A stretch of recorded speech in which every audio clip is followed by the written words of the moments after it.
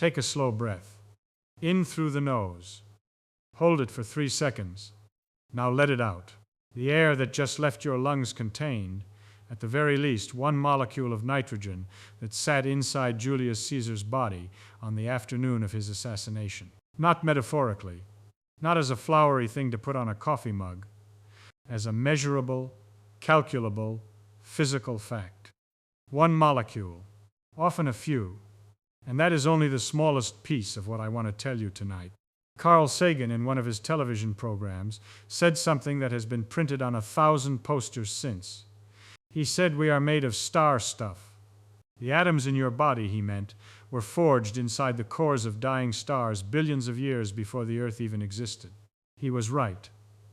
He was also, I think, telling you only the easy half of the story, because those atoms are not pristine. They did not arrive in your body fresh from the stellar kiln. By the time they reached you, every single one of them had been worn before. Many times, by many bodies, and not just any bodies. So here is what I want to do. I want to walk you, step by step, through what physically happens to a person when they are cremated. The chamber, the temperature, the chemistry, and then I want to show you why this proves something that sounds on first hearing like a mystical claim, but turns out to be plain arithmetic. The atoms inside you, right now, have been present at deaths you would recognize from history books. Every one of them. First, what are you? I want you to take that question more seriously than people usually take it. Materially, what is the thing reading these sentences? About 7 octillion atoms. The number written out is a 7 followed by 27 zeros. Say it out loud and it sounds like a number from a children's book. It is not. There are more atoms in your left thumb than there are stars in every galaxy in the observable universe. That is the unit you are working with.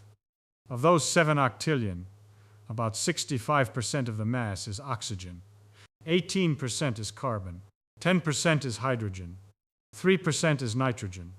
The remaining 4% is calcium, phosphorus, potassium, sulfur, sodium, chlorine, magnesium, and trace amounts of about 60 other elements. Iron in your blood. Iodine, sitting in a tiny gland at the front of your throat called the thyroid. Selenium in a handful of enzymes that do the work of breathing. Zinc in your tears and in your sperm. These atoms are not arranged like beads on a string. They are arranged in something far stranger. They are arranged in patterns that copy themselves. Each cell in your body is a small, very wet, very crowded chemical factory that takes raw materials in, rearranges them by the trillion per second, and assembles 1,000 different molecules at any given moment. The pattern is what stays the same. The atoms come and go. Listen to that last sentence. The atoms come and go. You are not the atoms inside you right now. You are the pattern those atoms are temporarily holding. Within a year, the majority of the atoms currently in your body will be somewhere else entirely. Some of the bone calcium might stick around for 10 or 20 years, but the soft tissue carbon? Months. The water in you? You drink a fresh batch every few days. You are, as physical matter, a slow whirlpool. A river bend. The water keeps flowing through. The shape stays. Now picture, in your mind, a body lying on a steel tray, not in a dramatic way, just resting. Inside that body, just like inside yours, are about 7 octillion atoms, and in a few minutes, those atoms are going to be set free. A modern crematorium is a steel chamber, about 8 feet long, 3 feet wide, 4 feet tall on the inside. The walls are lined with refractory brick, the same material used in steel mills, designed to withstand temperatures far beyond what would melt aluminum. At the back of the chamber sit 2 natural gas burners angled toward the floor. The body, in a simple cardboard or wooden container, is rolled in on a tray, and the door is closed. The burners ignite. The chamber temperature climbs to about 1400 degrees Fahrenheit in the first few minutes, and then continues climbing to between 1600 and 1800 degrees by the time the process is well underway. The body, which is mostly water, begins to dehydrate immediately. Steam rises off the skin and is vented up the chimney. The soft tissue starts to char. Then it ignites. This is not metaphor. The body itself burns. Once the water has cooked off, the carbon-rich tissue is its own fuel. The gas burners are barely needed in the middle of the process. The body is burning the body. Within 45 minutes to an hour, what was a person is now a collection of mineral residues sitting on the floor of the chamber. Mostly calcium phosphate. About 3 to 5 pounds of it. White and gray and slightly chalky. Everything else, and this is the part I want you to focus on, everything else has left the building. So let me tell you what happened to the rest. The carbon, the hydrogen, the oxygen, the nitrogen. Where do those atoms go? The carbon goes to carbon dioxide. Every carbon atom in every protein, every fat molecule, every strand of DNA gets pried apart from its neighbors by heat and combined with 2 oxygen atoms from the air. Carbon dioxide is a gas. It rises. It leaves through the chimney. A 150-pound body contains about 23 pounds of carbon. After cremation, all of that carbon is in the air as carbon dioxide. That is roughly 80 pounds of carbon dioxide gas. From one body. About 40,000 liters of it at room temperature. Enough to fill a small bedroom. The hydrogen and oxygen that were bound up in water, which is most of your weight, they recombine into water vapor and leave through the same chimney. Steam. A person, when cremated, releases about 90 pounds of water vapor. 90 pounds. That is 12 gallons of water that used to be inside someone, now drifting away as cloud. The nitrogen, which made up about 3% of the body's mass, leaves mostly as molecular nitrogen, the same colorless, odorless gas that makes up 78% of the air outside, and a smaller amount as nitrogen oxides, which I will not bore you with because they get scrubbed out by the filters before they leave the stack. The sulfur in your hair leaves as sulfur dioxide. The trace iron from your blood is captured in the ash. The calcium and phosphorus from your skeleton stay behind as the white-gray mineral residue I mentioned. About 5 pounds out of 150. Do the arithmetic. 145 pounds of you, by mass, leaves the building as gas. 5 pounds stays. The number we are working with then is this. About 97% of you, by weight, becomes atmosphere within an hour. That is the first thing I want you to hold in your head. Cremation does not destroy you. It changes your spatial distribution.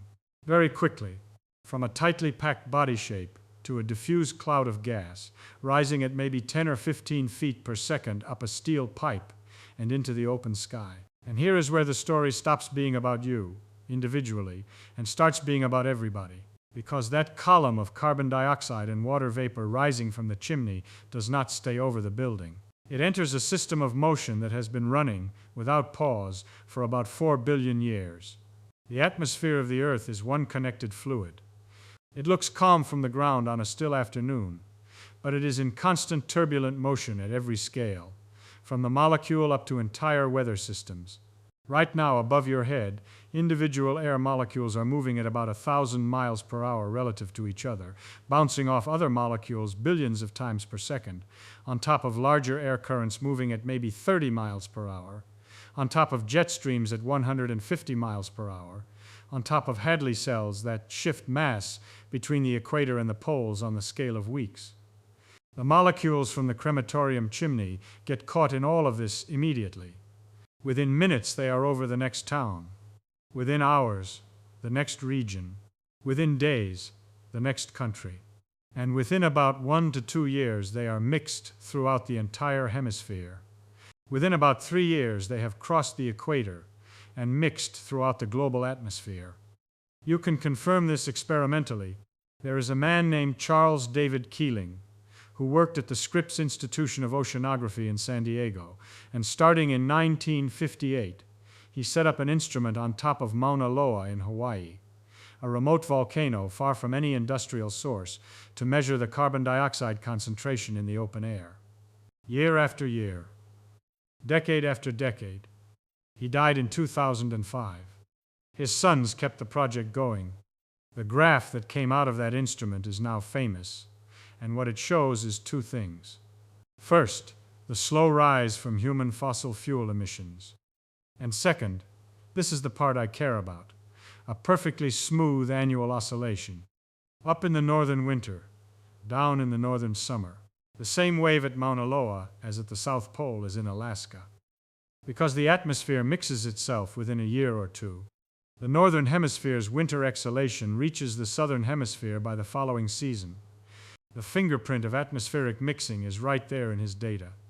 A related fingerprint was found earlier by a chemist named Hans Suess, who measured the radiocarbon content of atmospheric carbon dioxide and showed that fossil fuel burning was diluting it globally. Old fossil carbon with no radiocarbon left was showing up everywhere in the air within a few years of being burned. This is now called the Suess effect, and it is one of the most direct demonstrations that the atmosphere is, for practical purposes, one big stirred tank. The deeper proof, the one that established that atoms even existed and that they moved, came from Einstein.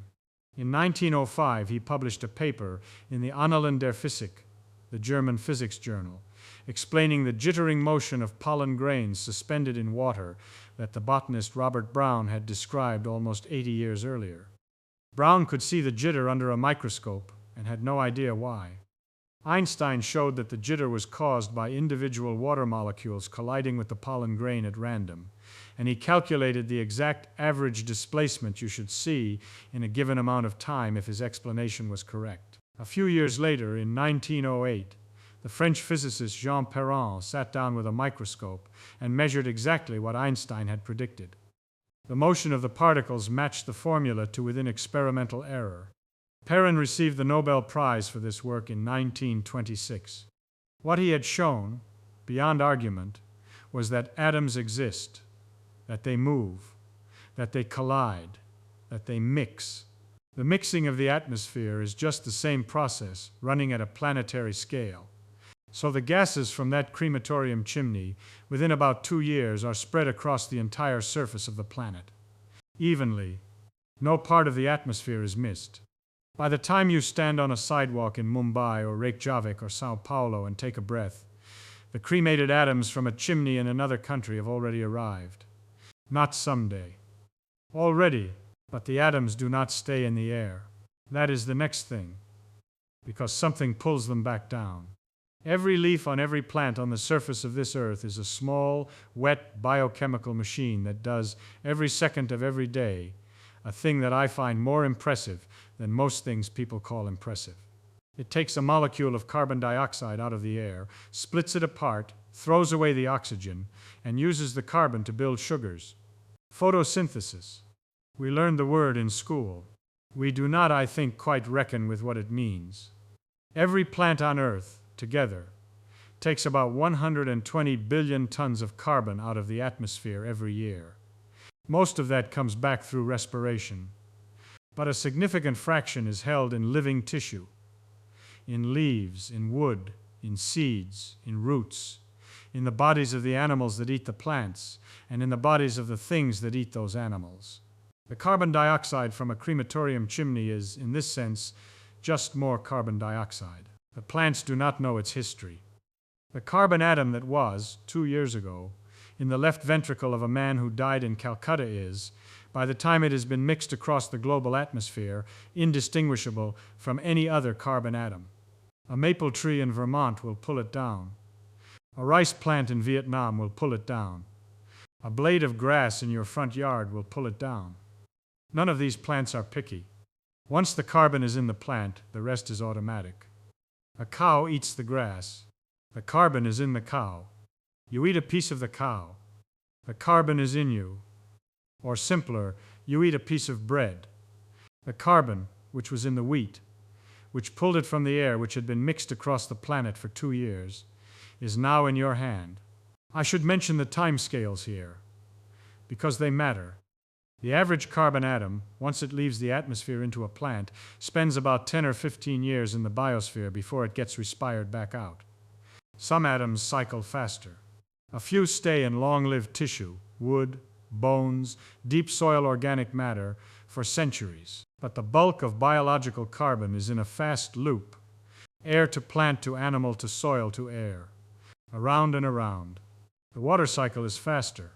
The water vapor that left the crematorium chimney rises, cools, condenses into clouds, falls as rain within days or weeks, runs through rivers, sinks into aquifers, gets pulled up by plant roots, gets drunk by animals, gets sweated out, evaporates again. The average water molecule cycles through this loop every 9 or 10 days in some parts of the world. You are right now mostly water that was rain 2 weeks ago and ocean 2 months ago and possibly a glacier last winter. What I am describing is a planet-sized stirring machine. It runs on sunlight. It does not pause. And one of the things it does without any concern for our feelings about it is take the atoms of every person who has ever died and slowly, thoroughly redistribute them through the bodies of every person currently alive. Let me show you, with actual numbers, why this is not a poetic claim, why this is just what the arithmetic forces. Start with the easiest version, Caesar's last breath. This calculation, in some form, has been around for 100 years. It was made famous by Harlow Shapley, the Harvard astronomer, in a book called Beyond the Observatory, published in 1967. Sam Keen wrote a whole book about it, called Caesar's Last Breath, published in 2017. The numbers go like this. A human breath contains about half a liter of air. Half a liter of air contains about 10 sextillion molecules. That is 10 followed by 21 zeros. The number of molecules in the entire atmosphere of the Earth is approximately 10 sextillion times 10 sextillion. A 1 followed by 44 zeros. Divide one by the other.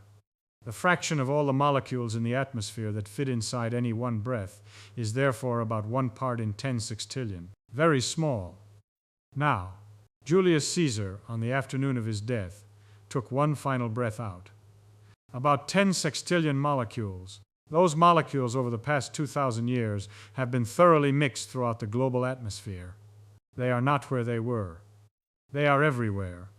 So if you take a breath right now, the probability that any specific one of your 10 sextillion molecules was in Caesar's last breath is about 1 in 10 sextillion.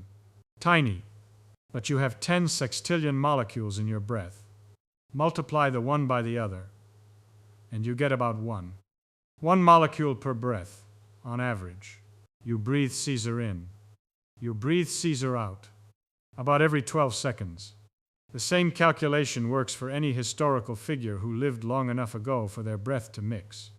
Cleopatra, Aristotle, Genghis Khan, the architects of the Great Wall, the slaves who built the pyramids, every breath, 1 molecule from each of them, give or take. Now widen the scope. The Population Reference Bureau in Washington, working with demographers Toshiko Koneda and Carl Haub, has estimated, with careful assumptions about historical fertility and mortality, that about 117 billion human beings have lived on this planet from the dawn of our species to the present day. 117 billion, about 15 times the current world population. Every one of those people died. The atoms of every one of those bodies, whether through cremation, decay, or burial, eventually rejoined the biospheric pool. The carbon went to atmosphere, then to plants. The water went to atmosphere, then to rain. The phosphorus went to soil, then to plants. The iron went to soil, then to plants. The whole body, in time, became material for new bodies. That biospheric pool, the carbon and water and nitrogen and phosphorus currently in active circulation between atmosphere, ocean, and living things, is large but not infinite. Estimates put it at perhaps a quadrillion tons of biologically active carbon, plus the much larger water and atmospheric pools. Your 7 octillion atoms were drawn from this pool. Every single one of them. So let me ask the question very plainly. What is the probability that any particular carbon atom currently inside you was, at some point in the past several thousand years, inside the body of someone who died? The answer, when you do the arithmetic, is essentially 1. Essentially certain. Not for 1 or 2 of your atoms, for nearly all of them. The carbon in your fingernails has cycled through perhaps a dozen previous bodies. The iron in your blood has done the same. The calcium in your bones is some of the oldest material in you, and has been part of skeletons that have come and gone for hundreds of millions of years. When you scale this argument up to every death in recorded human history, Caesars and peasants, infants and ancients, kings and the unnamed, the conclusion is not poetry. It is forced by the mixing. You are not made of star stuff that happens to also have been in dead people. You are made of dead people. There is no other source from which you could have been built. I have just made several claims in succession, and I owe you an honest accounting of how strongly each one is established, because not all of these claims are equally solid, and one of the things I have spent my life trying to do is be careful about that distinction. There are, I think, 4 levels of confidence in what I have told you tonight. Let me sort them. The strongest level, the molecular level, the fact that a human body, when cremated, becomes about 97% gas and 3% mineral ash. The fact that the gas is mostly carbon dioxide and water vapor. The fact that the atmosphere mixes globally on the order of years. The fact that photosynthesis pulls carbon out of the air. The fact that you eat plants and breathe air and become materially what you take in. These are not contested. These have been measured 1,000 times in 1,000 laboratories. Anyone with a chemistry kit and a mass spectrometer can confirm them tomorrow. I would put these claims in the same category as the boiling point of water. The second level, strong but slightly less direct, the statistical claim that any given breath contains approximately 1 molecule from any specific historical breath, given the assumption of good atmospheric mixing. This calculation has been done many times since Shapley first laid it out. The numbers are robust within an order of magnitude. The assumption that does the work is that mixing is complete, that the atmosphere has been thoroughly stirred since Caesar exhaled. For a 2,000-year-old breath, this is a very safe assumption.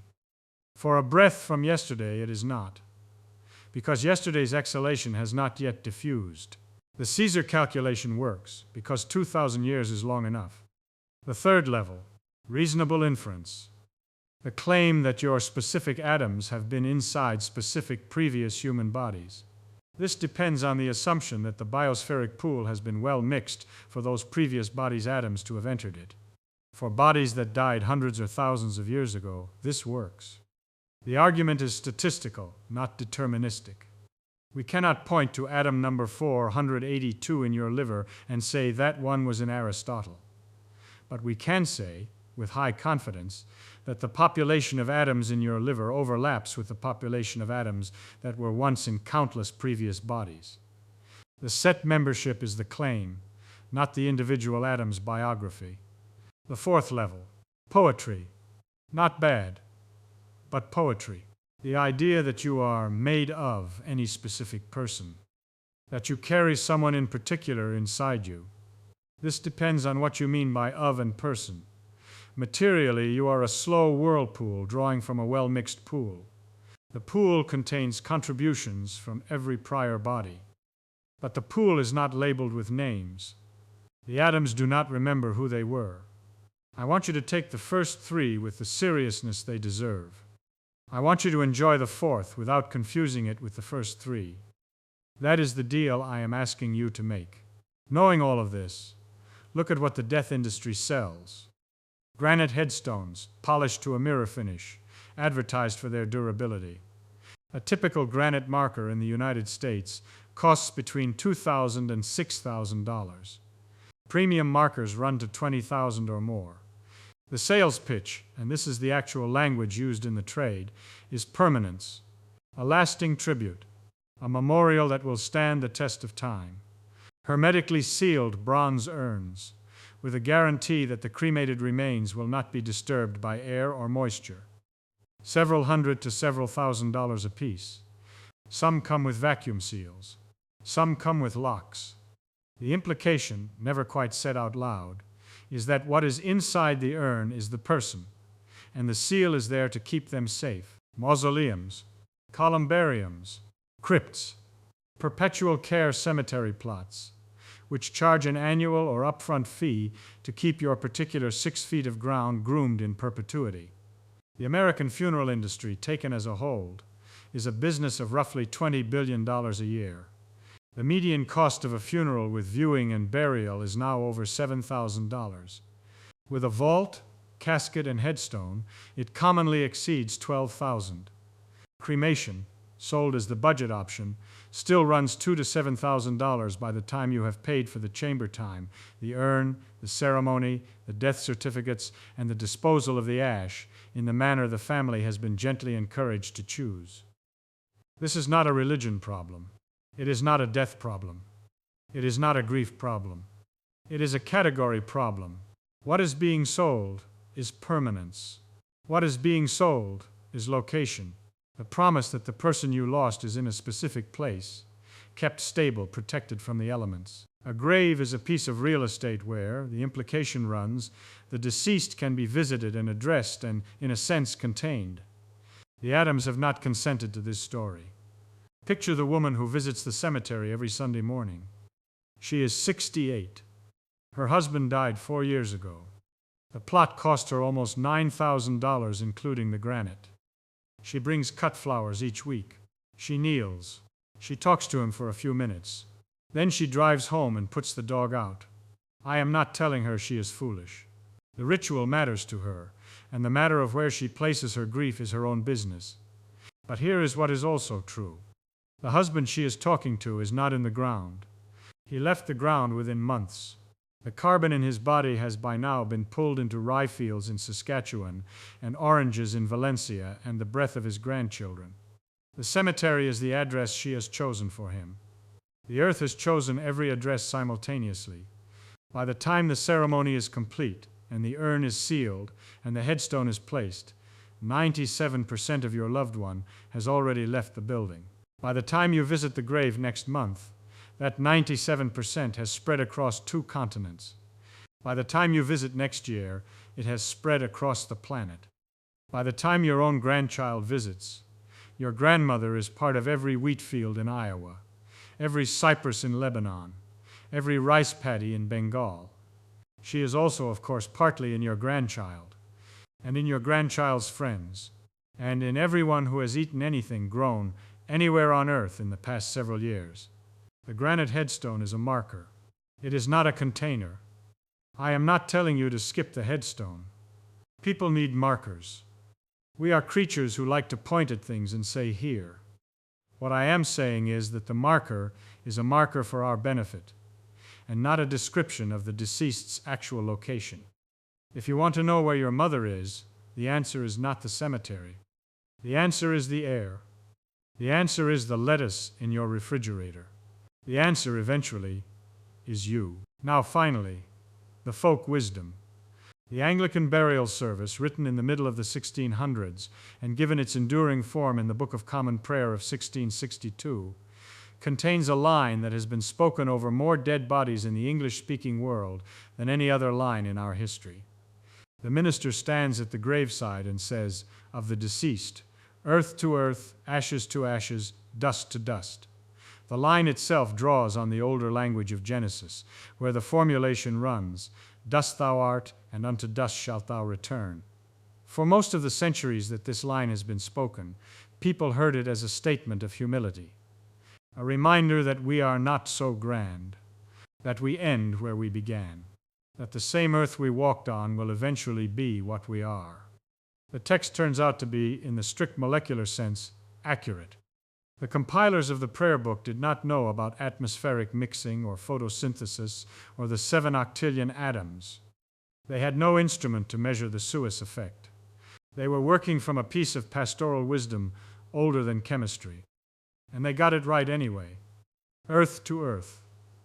Ashes to ashes. Dust to dust. The molecular pathway is now measurable. The atoms do exactly what the priest has been saying for 400 years. So here is what I want to leave you with. Stand outside tomorrow morning, before the sun is fully up, and take one slow breath. Hold it for 3 seconds. Now let it out. You have just exchanged about 100 atoms with everyone who ever died on this planet. Welcome them, and let them go. Tell me, of every atom you are carrying inside you tonight, which one you would most want to trace back to its previous owner?